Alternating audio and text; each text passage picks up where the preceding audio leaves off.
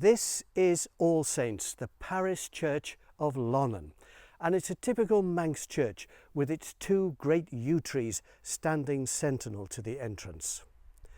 Sadly, this end is boarded up, it's locked, it's not been used for years, and we just don't know what its future is going to be.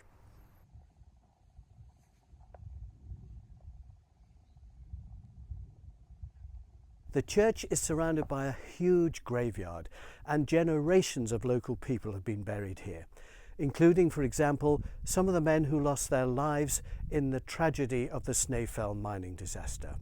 But for me, the most important grave is over there.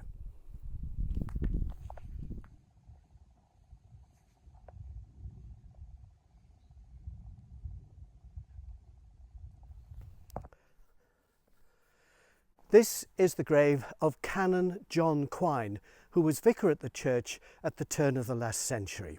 He was well known on the island. He'd been a teacher, he wrote novels and plays, and he was an amateur antiquarian. And that meant he loved the history of the island, the old stones, and he used to often lead expeditions.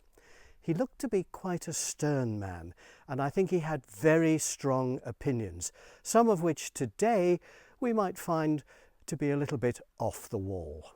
However, he did leave us a very intriguing legacy, which we can see over here.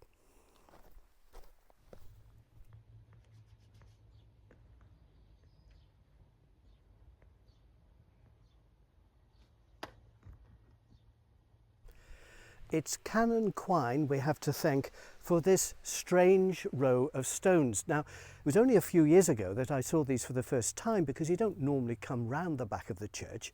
And when I saw them, I realised they'd all been collected and placed here deliberately, set into concrete. I couldn't understand who'd done it and why.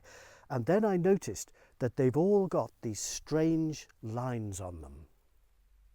So it's only just recently that I came across an article in the local newspaper, printed nearly 100 years ago.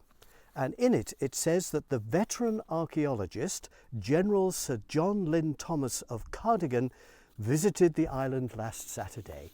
And he came here to meet Canon Quine to look at these stones, because he too was intrigued by them.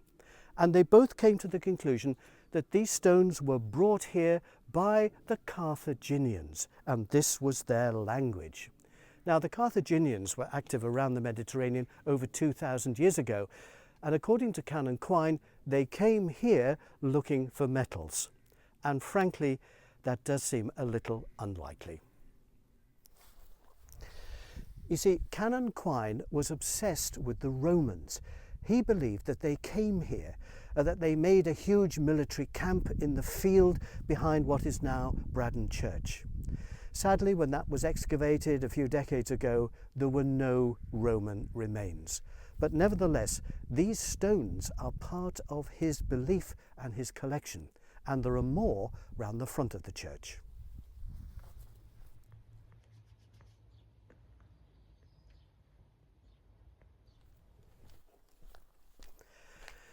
Now, I've asked lots of people what they think these marks on the stones are. I've spoken to historians, to archaeologists, and none of them can come up with a really convincing explanation. The other week, I brought a geologist up here, and he looked at these stones and he said they're probably erratics, which means that they were deposited here during the last great ice age. As the glaciers were scratching across the British Isles, they brought stones down from Scotland, and when the ice melted, they were left here. And then he looked at these scratches and he said, "I think those are plough marks." And I thought that was really quite clever. Imagine these stones lying just under the soil for thousands of years, and then a couple of hundred years ago, a ploughman coming along with a big metal plough pulled by horses, and it bangs on this stone and scratches it.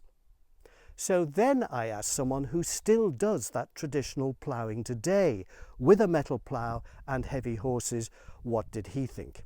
And he looked at these and he said, well, to get those marks from a plough, the stones would have to be quite soft, which they're not because they're granite.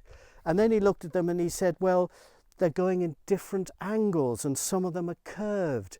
and he wasn't that convinced that they were actually marks from a plough.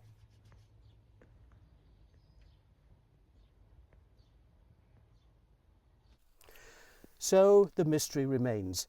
Are these scratches an ancient language? Are they plough marks, or are they something else? If you have any ideas, do get in touch.